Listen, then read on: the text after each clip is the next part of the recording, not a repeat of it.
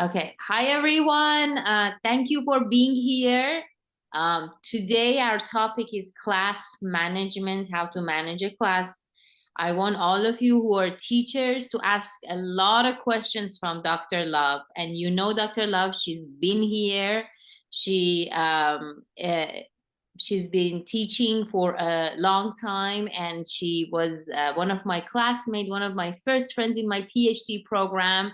And I'm so lucky. Thank you so much, Dr. Love, for being here. I really appreciate it. And we are very much looking forward to learn from you today. Thank you. Thank you all for having me. And this may not be a long class, but I just put together a couple slides to let's kind of get us talking about classroom management. Now, kids, they're amazing, they're fun, right? We love them, and yet we still have to teach them. And so I don't know about what happens in your classroom, but in my classrooms, I had a challenge of having to get them to learn academic course material and have fun and listen and follow directions, right? Um, Before I start, what are some of your experiences with just your students, with your kids? You can put it in the chat. Before I even start that, let's just have a conversation really quick. Like with my kids, I'll start. I've had kids that they don't want to stay seated. They won't come to class prepared. They sometimes want all your attention and come sit up under you and want to stay next to you the whole time. So I've had a lot of different experiences with trying to manage my class and still do the job, which is teach them, right? So what are some of your experiences with kids in your classroom? Good, bad, right now, just what are some experiences? Can I? Go for it. My experience is so good, and my kids are so funny. They want to invent human. When I say abacus was invented by Chinese, and they said, "Ma'am, I'm going to invent human," and they were, it was very fun. Yeah. And I said, "Okay, read health and tell me, okay?" Then and they really love me. Yeah, whenever I go to the school, they come to me and get hug, and Mm-hmm. they are very lovely and funny Yes. too. So they're creative and they love what you're teaching them. That's good. Yes, very creative that they want to invent human. They can. People are out there trying to invent us every day. Tell them they can do whatever they want to do. Put their mind to it. Anyone else?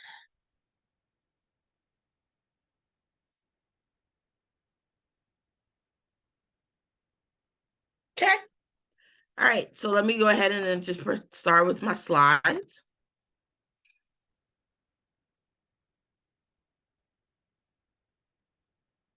So my questions today is, when we think about classroom management, we got to think about the culture of the classroom.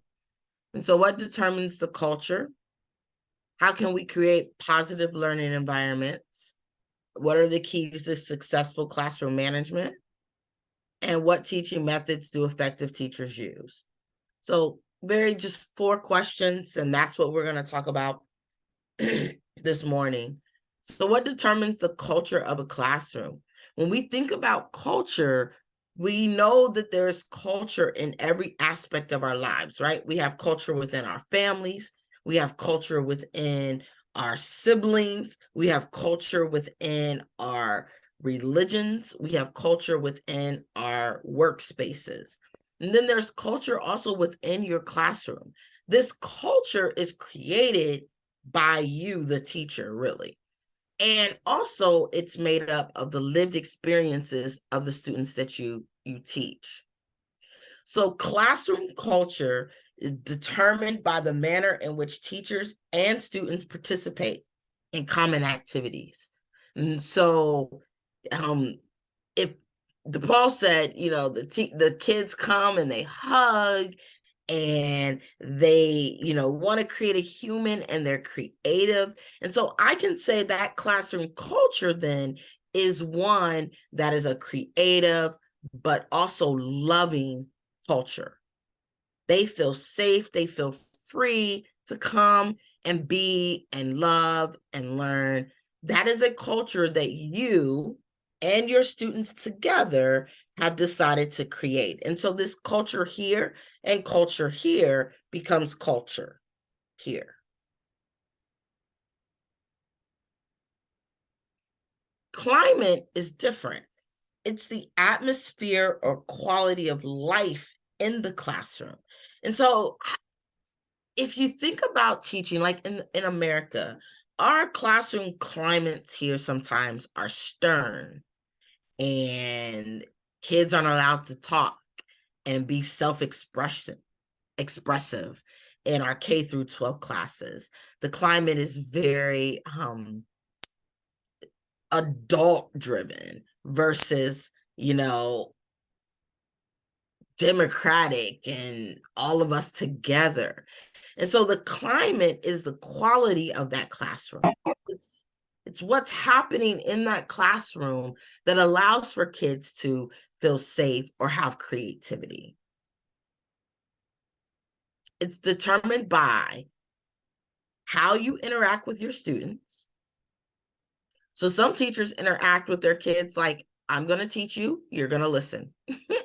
And that's the interaction. And that creates a climate, right?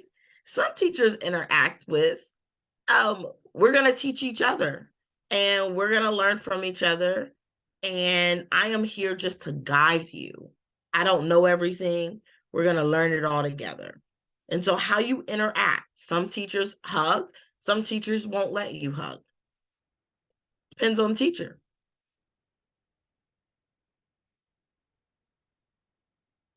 It's how you exercise your authority. Teachers we have authority, right? That's our job. We are in charge. We are in charge of making sure that kids learn. But how do you exercise that authority? It's kind of like, when even at home, when you have to teach a young person something, do you just say, do it? Or do you show them? Do you do it with them? Do you give them a chance to make mistakes and then learn from those mistakes and then try again? It's how you exercise that authority. Or do you say, this was wrong and oh well, and move on? So it's kind of like, how do you exercise your authority that helps create that climate? And then your warmth and encouragement shown. Everybody wants to be encouraged, right? Just all of our students want to be encouraged. And one of the great things about being a teacher is that we have the ability to be warm and give encouragement. And when you do that, that really creates a new climate for your kids in your classroom. And then the last one is something we don't like to talk about, but it's important. The amount of competition or cooperation encouraged. It is something innate in human beings that we like to compete. But we don't like to acknowledge that, because school should be about learning and everyone being collaborative and just learning together and being cooperative together. But there's still something innate that they like to compete. So in your classroom climate, do you give kids the opportunity to compete as they're learning? Do you give them the opportunity to say, hey, I can do this and I can do this well? Some kids will be able to do math very well, and they're going to want to show you and impress you. And I could do my times tables in like 30 seconds. And some kids may take very long, but do you allow that in your climate so that that part of them also gets to shine and be a part of their learning experience? And so all of that determines our climate. Any questions?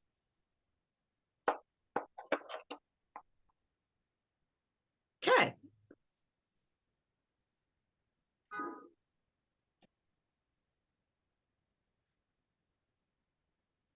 So how do we have a positive social classroom? Teacher support. It's my belief that teachers need to know and teach their kids and let their kids know that you care about them, that you value them, and that you establish a personal relationship with them. What do I mean by that? If you're on this call right now with me, I would like for you in the chat to think of one student in your mind, one student that you have, and tell me in the chat, without telling me the student's name, just one thing you know about them.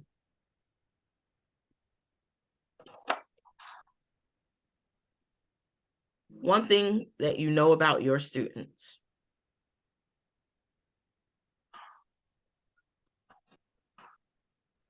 You mean like something personal about their life? Something, yeah, something personal.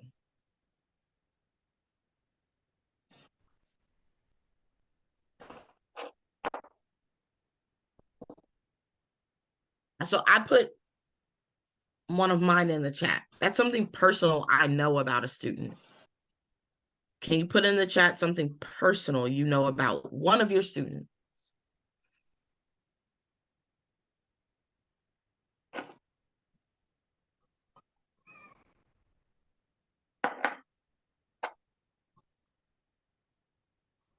Or you can say it. If you can't navigate the chat. Yeah, if you don't want to type it, you can just say it. Something you know about your students. Like for me, one of my students, he had a really bad disease. One of my students really, the only thing they love to draw is animals. Yeah, one of my students has psychological or mental problem. She is very good in study. She reads very well, but psychologically she is disturbed. Right now she is in grade 7. But last year, for the first time, I had been seeing her since 5-6 years. But last year I saw very different actions of her.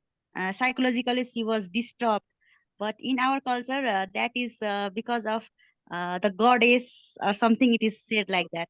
But science says that she has psychological disorder. So just I just got shocked seeing her last time. Good. Paul, one of my students, they love stories. Sapana, did I say that right? Sapana. One of my students is good at dancing. Yes. And so if you want to have a relationship with your student, you have to know your students. They have to be more than just kids coming to learn classroom things. And when you know your students, they believe that you care about them.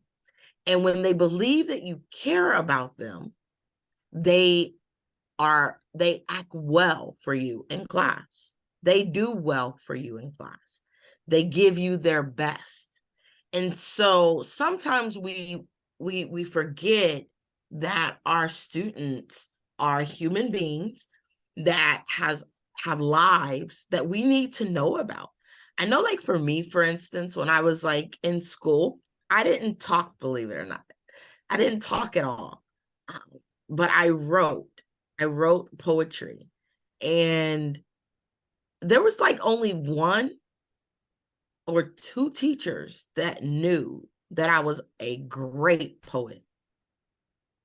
They didn't take the time to know because I didn't talk. I was very quiet.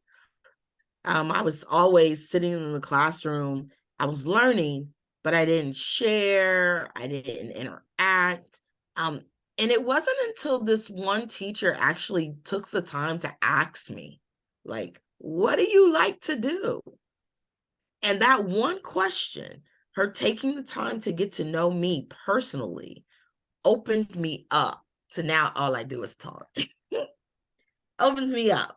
One question. She got to know me. And then it made me want to do great in school. It made me want to make her proud. And so teacher support, you can't support somebody you don't know. You got to know them. Mutual respect, I don't think we have an issue here with all of us on this call. I think we all respect our kids. We expect them. We make room for them to have fun as well. So I'm not going to spend a lot of time with that one. I think we do that well. And then promoting tasks related to an interaction. This one is about how teachers allow students interaction during like group activities. Do you have whole class discussions like we're having right now, where we're just discussing a topic? Or small group activities, like you pair them up and you let them in a small group or with one other person do an activity.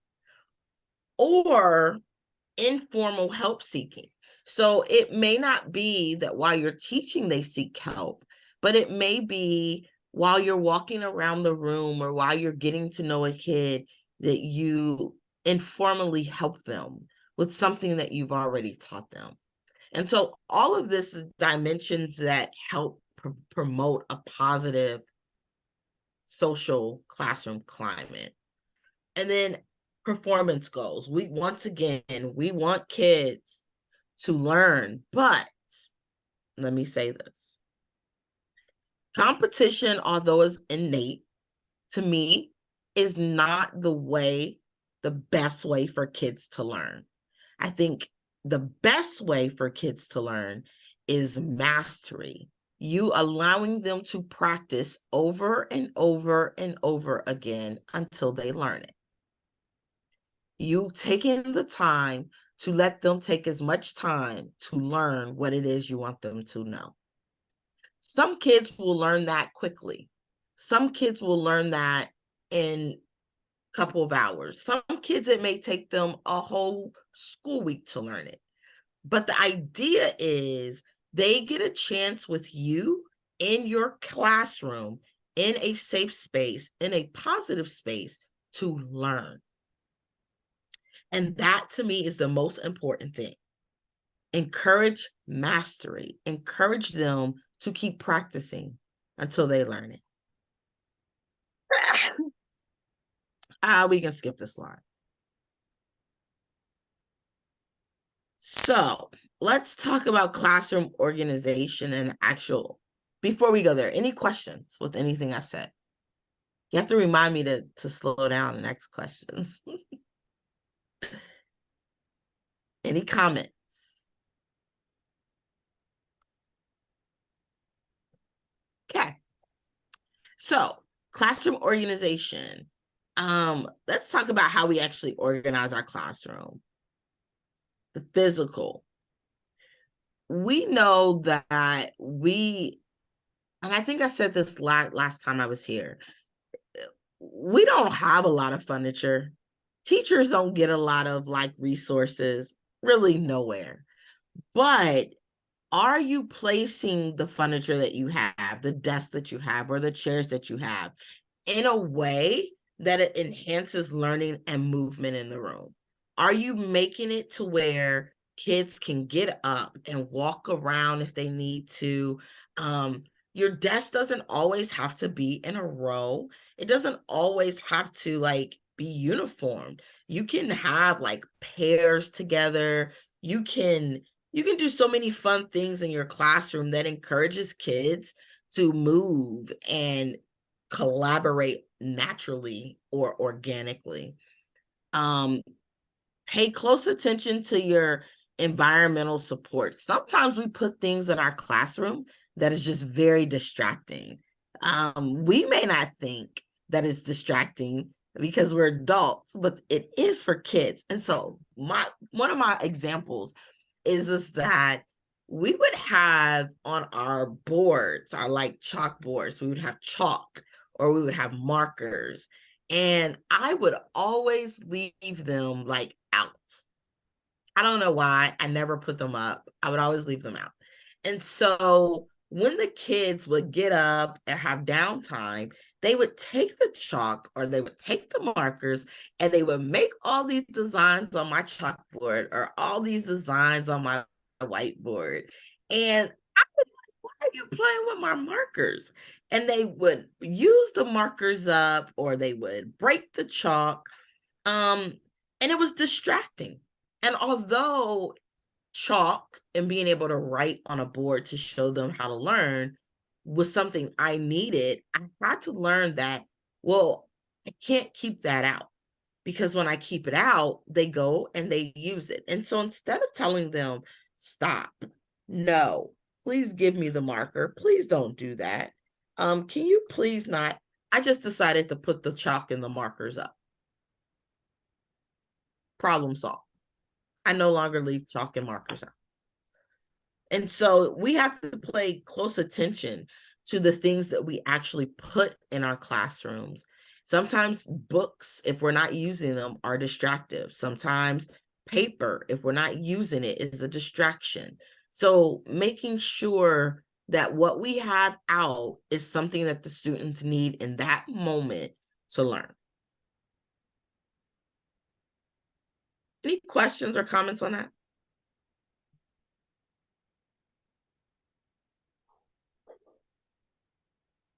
Okay. Sometimes the kids in your classroom have different abilities. And so when we're thinking about setting up our class, do we group them based off of their ability? Yes, Do we have, we do? Go ahead, say that again.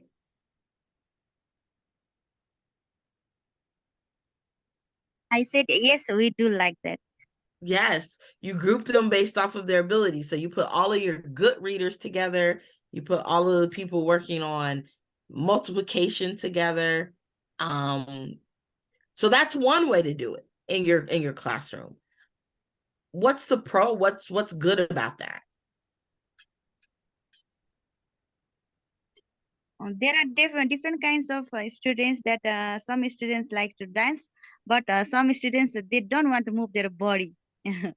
So I think that we just can't force them. You have to dance because extra activities are those activities that could be done by heart and mind both.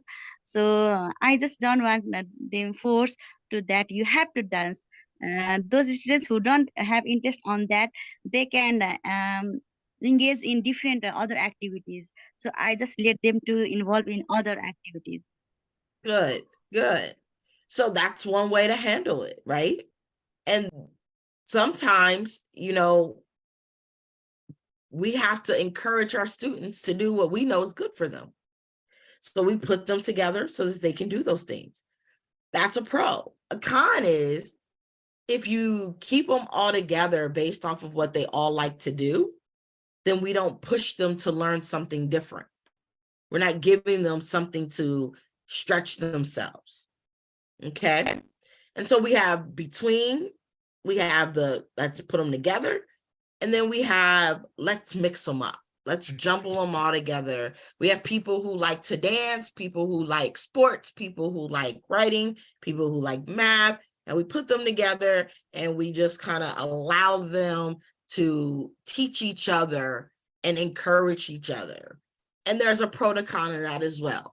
Sometimes it will leave kids out. Sometimes kids will say, some kids might just take over. So just different things you can do in your classroom with your kids. So one we talked about, with furniture, with desks. This is about actually the kids. I'm almost finished. Another thing you can do in your classroom is what I call authentic learning tasks. And these are tasks that enable students to see connections between learning and the real world. So, DePaul, your students want to create a human, right? There's an authentic learning task to that. They are cloning humans. And so what you can do with an authentic learning task is teach them the science and what does that take, and robotics and math and engineering and all of those things. And so you could, use an example of a human-like thing, like a robot that's been created, and teach them the different aspects. Let them actually touch it, feel it, see how it looks, draw a robot, right? Like, let them explore with their minds. That's authentic learning. So it's not really far-fetched that they want to create a human being, because people are trying to do it every day. They're trying. They're engineers, people who are coding, all the video games, the AI, artificial intelligence, like, it's all above me, but people are trying to do it. And so authentic learning is actually allowing them to interact with the thing that they want to do or what you're wanting to teach them. Like gardening. My son at home, he loved like worms and bugs and all those things. So guess what? We let him build the garden. We let him go play in the mud. We taught him how to plant the food, how to plant it, how to take care of it, how to water it, what kind of soil is good soil. And he got in the dirt and he played with it. And every year he actually creates our garden. That's authentic. That's authentic learning. That's taking learning outside of the classroom, not using books, and letting them actually interact with the thing that they're learning. It's my favorite type of learning. Okay.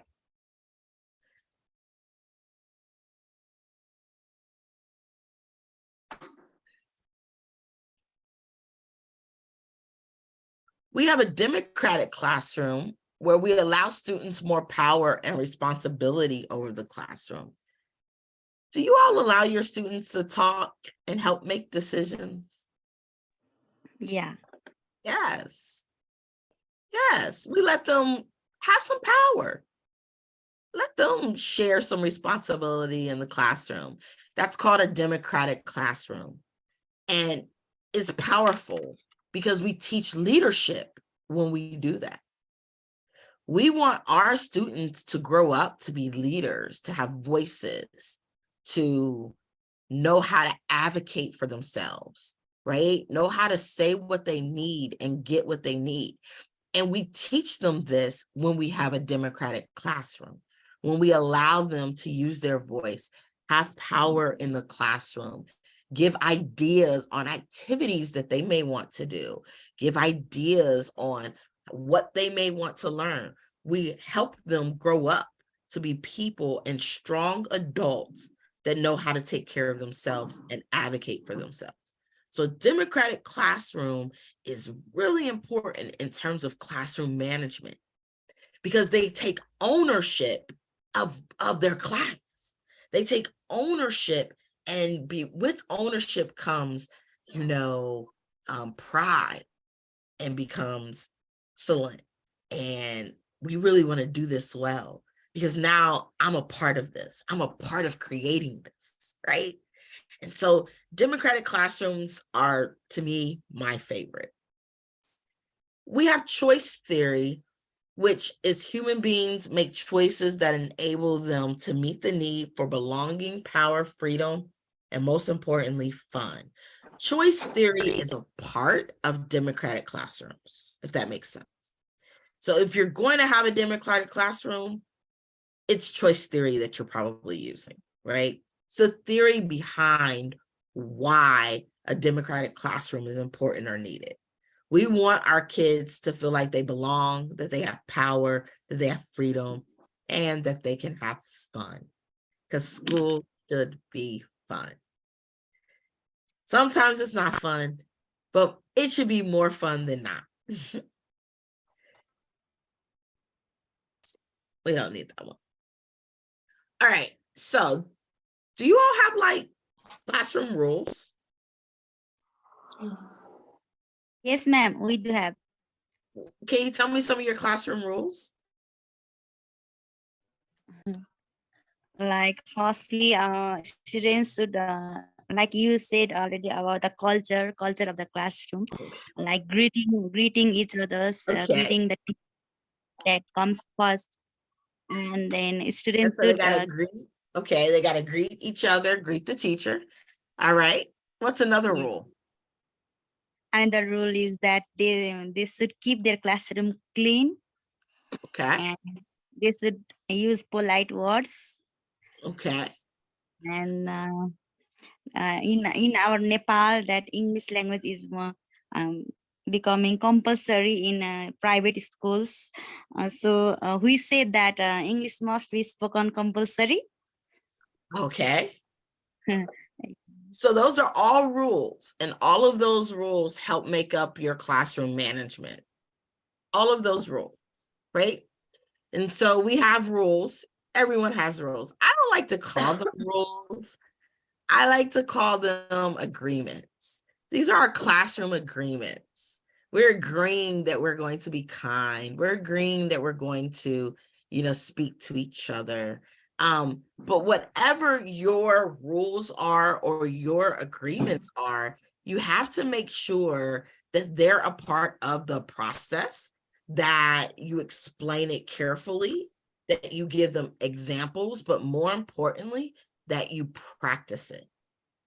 You as the teacher have to implement and practice your own rules. So if you want your kids to be prepared, you need to be prepared. If you Yes, want we your kids to speak, you have to speak. If you want your students to learn English and speak English fluently, you have to speak in English fluently. Right? we say that we have to. We don't say that you have to. We say we have to. Yes, and that's what I wanted to pull out of this slide, is that it is consistent, it's fair, and it's collaborative. Teachers and students must both do what it is that you're putting in place. Okay. So that's all I wanted to say about that slide. I'm almost finished. Do you guys have discipline problems? Do you ever have to discipline a kid? Or are they just, they follow the rules, they're good?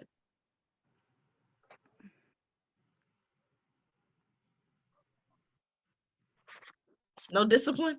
Because we don't have discipline, we don't have to go over this. I've heard from them that they said they had students who are not listening to them, or they don't know how to manage the students because their parents are not following up. I've heard this before from some of them. Any of you have examples that you shared with me before about your students? Yes, all students don't obey us, and they are so, what to say, naughty in nature, that we can't control even sometimes. Correct. Yes, right. Students don't listen because they're kids, they're naughty. And, Yeah. and young people, they don't listen. And so, can I teach you something? I would like to offer something that I do to get kids to listen.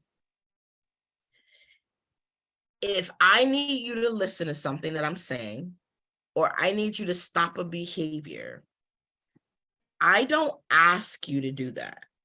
I tell you. So I'm gonna give you an example. Okay, this is my cell phone. And I want you to imagine that this is something the kid is playing with in class. And I'm trying to teach. And I want the kid to put this down. And the kid is not listening. They're not putting it down. What I say is, I don't say, can you please put this down? I don't ask a question. I say, hand me the phone. Thank you. I give them an order and I say, thank you. And that's it. So I don't say, please stop talking. I say, stop talking. Thank you. And sometimes I'll say their name. Stop talking, Ametria. Thank you. What do you say to that? Kids are like, what? She just told me what to do and she just said thank you. It means thank you works a lot. It works because it's like, wow, wait a minute. And I'm giving a command. I'm not asking a question. I am not saying, will you please stop talking? Can you please come here? I'm not saying that. I am telling you what to do and saying thank you. And I keep going. I don't stop. I don't interrupt my class. I just keep moving with it. And then sometimes if you won't do that, I go and stand right next to you.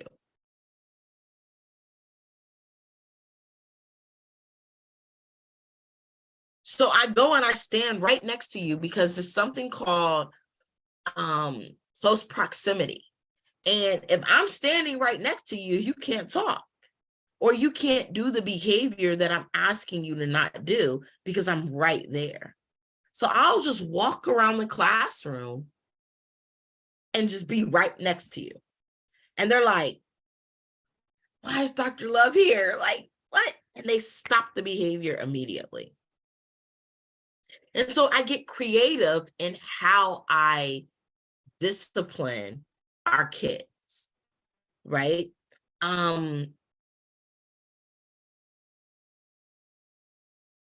This is what I want to say. So it's based off of 3 philosophies. If you want kids to behave, to listen, to do, you can either have relationship and listening. So I'm going to listen to you because I know that you know me, because you've taken the time to get to know me. You know my family.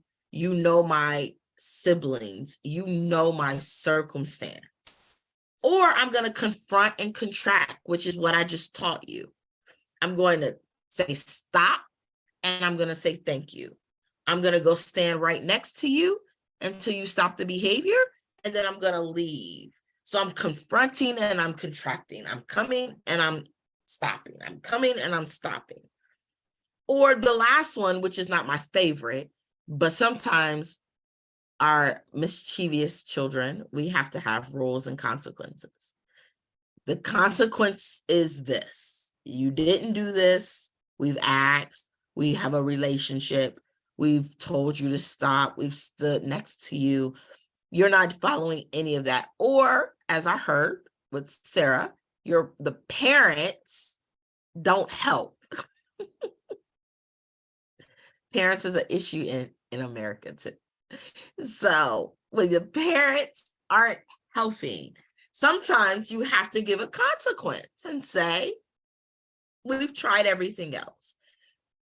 The best way to deal with parents is to build a relationship with parents. When you build a really good relationship with parents, they get on your side and then they start helping you.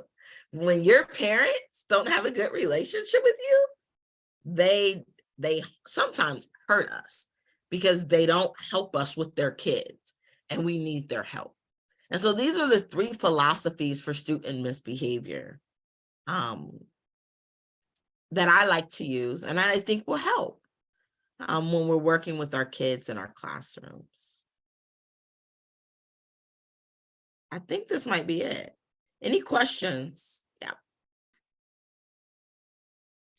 I wanted to ask like other teachers how, any questions? Yeah, go ahead.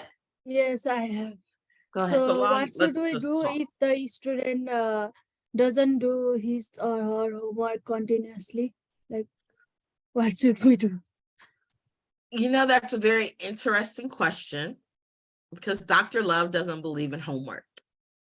So I believe that all work should be done in class.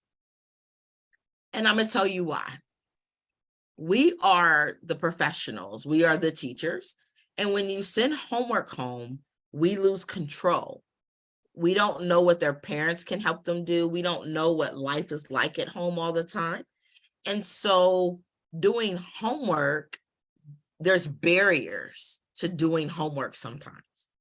So instead, I carve out time in the classroom and I call it in-class work. And I give them the opportunity to complete and practice in class.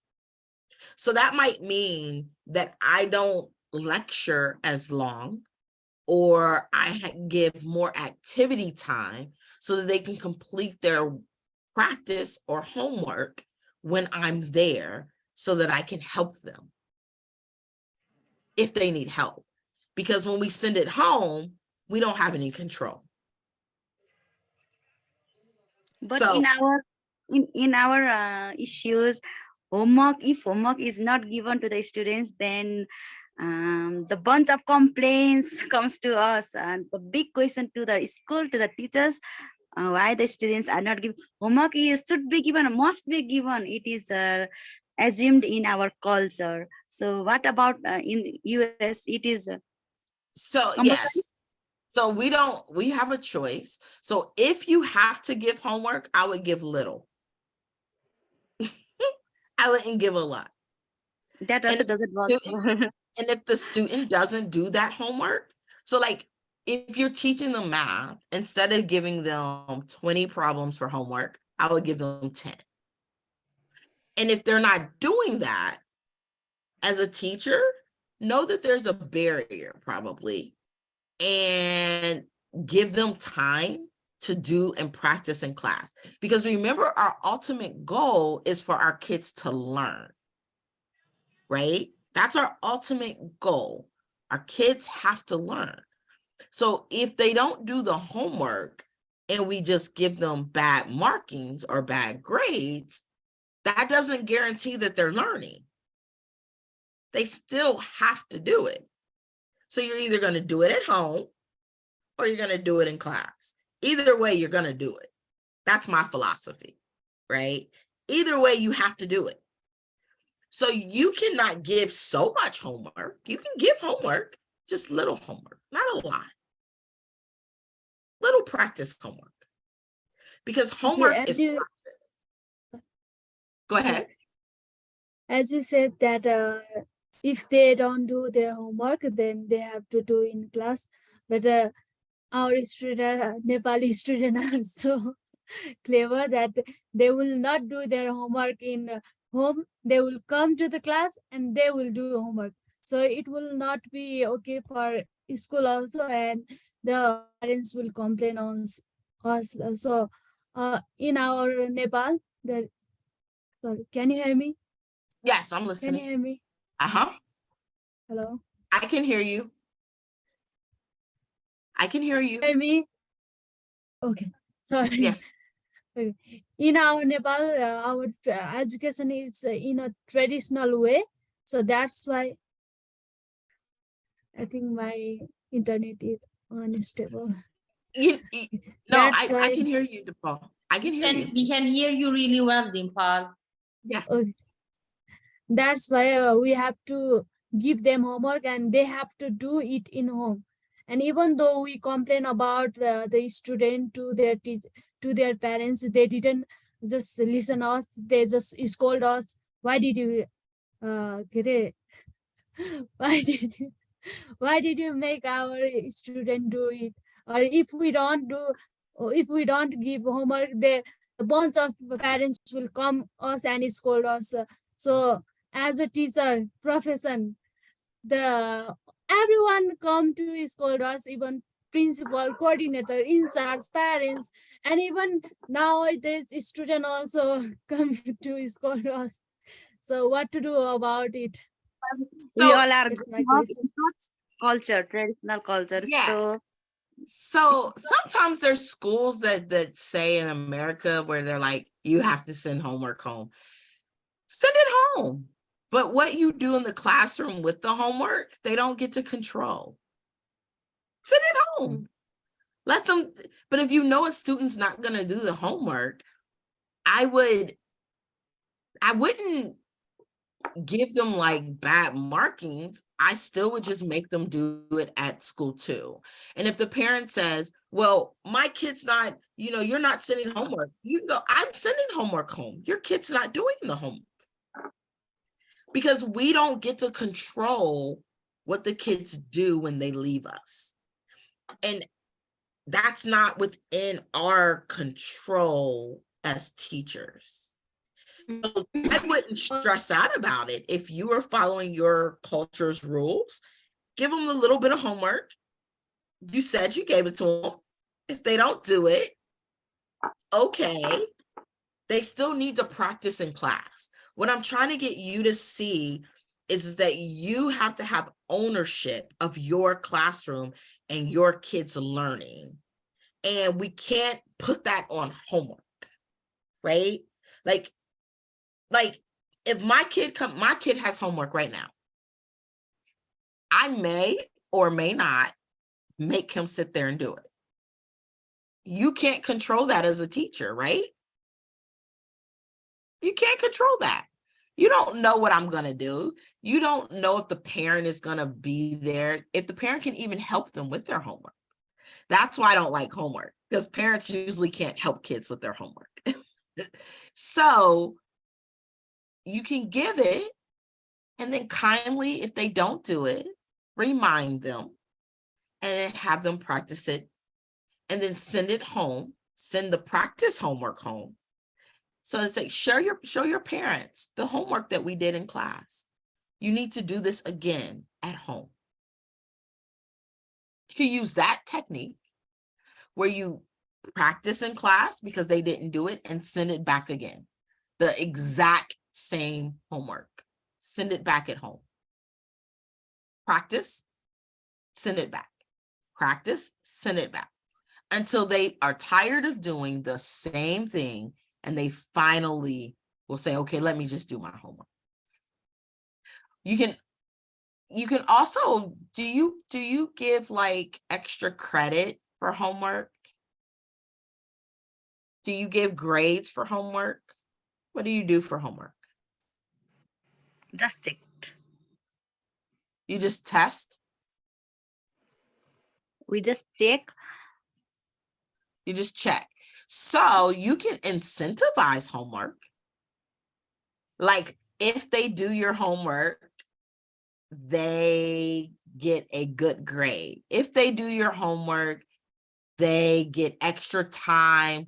So you remember when I asked you what they like to do? This is a good way to do this. If they do their homework, they get extra time to do the thing they love to do. If that's dancing, if that's drawing, if that's whatever. If they do their homework, you allow them to do the thing they love to do. So you can also give incentives to the kids to try to encourage them to do their homework. Does that make sense? Yay, no? So what we do is, we have in my school we use that evaluation chart, students evaluation chart, and in that chart, if the students don't do homework, then we give them like a angry sign emoji, or like something that. So, and if we do, we believe that if we or they see that frequently every day, then they feel encouraged to do homework.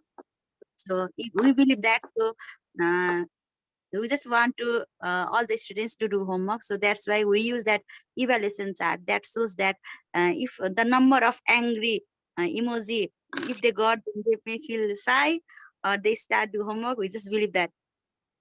Okay. So you are using kind of a punishment or giving them like something that they don't like in order to get them to use. So you can reverse that and you can give them something that they do like to help them do their homework.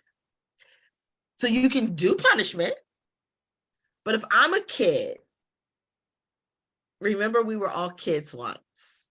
If we were kids, do we want to be punished or do we want something good? We want something good. So instead of punishing me to do my homework, give me something that I like, and then I'll be more inclined to do my homework as well. Right? Like my son loves math. He loves math. If he could just do math every day, all day, that's what he would do. So when I want him to do something like clean his room, I say, if you clean your room, I'll let you go practice math for the next 30 minutes. He's happy about that. Versus me saying, if you don't clean your room, I'm going to take away your video game. Which one would help him do math? Me taking away the video game, or me allowing him, or cleaning his room? Me taking away the video game, or me allowing him to do something he loves, which is math? Video game. You know, so you can choose that. So you can give them bad markings, or you can give them good markings. Psychology of kids. And you can, the great thing about this homework conversation is you can keep just trying any and everything until you find something that works for you. And if that works for you, keep doing it. And if it doesn't work for you, you have to try something else.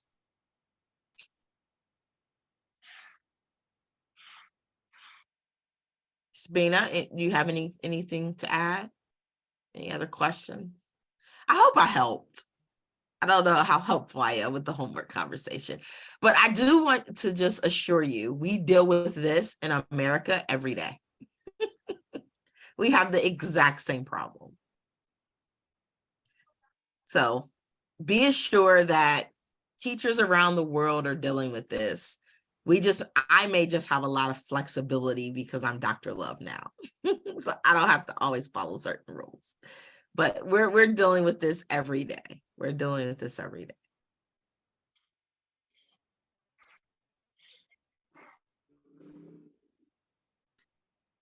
Any other questions, Sabina, Raju, from Dr. Love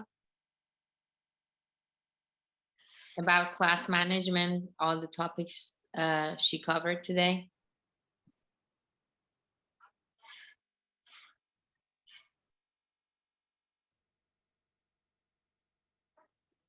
No other questions? All right. So what I'm going to do is I am going to think of some really good examples and ideas for homework. So the next time I see you, I will be able to come with more ideas before we start our next topic. I will think about it. I will do a little bit of research and see what we can come up with, to see if we can come up with more and generate more ideas. Let's see what Sabina says. Yes, ma'am, I agree with your view. As you suggested, I've been doing something since longer time, but it's not effective. I let them do homework in the class.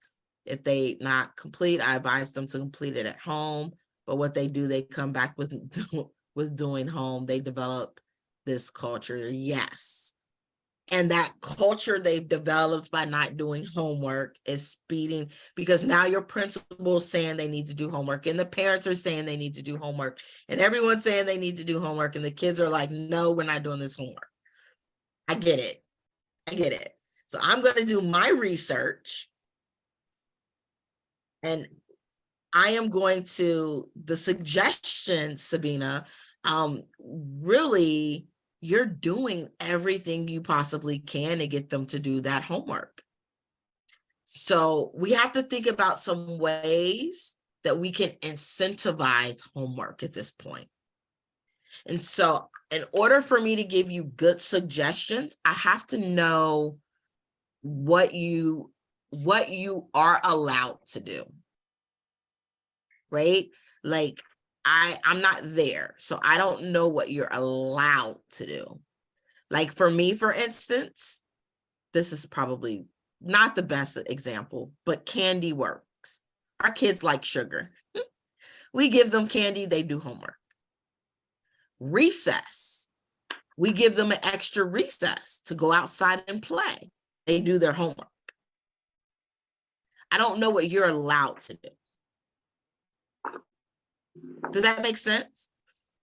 Yes, ma'am. I liked it. I will apply it. Yes. So if we give them stickers, if you're working with babies, young kids, first graders, second graders, they love stickers. I'll send you some stickers if you need stickers. They do their homework for stickers. Yeah. Right? So we have to think about, what are we allowed to do? What can we do to incentivize them doing homework versus punishing them for not doing homework? Encouraging incentives. Encouraging. So yes. So we'll think about that. I'll work with Sarah and I'll think about, and maybe we'll send you over something that kids like. I Mhm. know that they like stickers. I know that they love stickers, little stars. Yeah. They love them. Yeah, that would be a good idea to bring when I'm coming back in October. Yes. So we'll think about some things that we can do to incentivize them to do their homework. And in the meantime, don't be frustrated. Know that you're doing amazing. You're doing great. And them not doing their homework has nothing to do with your teaching. It's all about kids don't like doing homework. Okay, I want you to know that. It's really about kids. They don't like doing homework. My son included. Okay. I've enjoyed spending time with you this Saturday, for you evening, for me morning. And I'll see you in 2 weeks. It's Mother's Day for us here. So I am going to go celebrate, and then my son runs track. So I'll be at track all weekend. All right. In sports. But if you need me, if you have questions, just tell Sarah, and when we talk in 2 weeks, I will come before I start my new topic, and we'll make sure that we address this homework thing. Thank you, Dr. Love, and thank you for being here on Mother's Day, and happy Mother's Day to all of you. I know Mother's Day in Nepal was a few weeks back, so but still, Happy Mother's Day. yeah. Thanks again. Anybody has any questions regarding the topics today, class management, I'll be sharing the slides and the video with you, but you can all send me your questions, and I make one big email and I send it to Dr. Love. And we can continue this conversation. So go practice everything you learned today, and then come back, and we're gonna, and with more questions, and we can ask Dr. Love. And for next Saturday morning, our topic would be time management, and Saturday night, our topic would be self-confidence. So these are the two topics. So if you're interested to learn more about self-confidence, how to be a more confident teacher in the classroom, at work, whatever you do, that would be the topic. And time management. All of us need time management. So those are the two topics for next Saturday morning and Saturday night. And with that, I want to thank everyone. Thank you for being here. Have a great Saturday morning and Saturday night, and we'll see you next Saturday. Bye. Bye, everyone. Thank you so much. Thank you.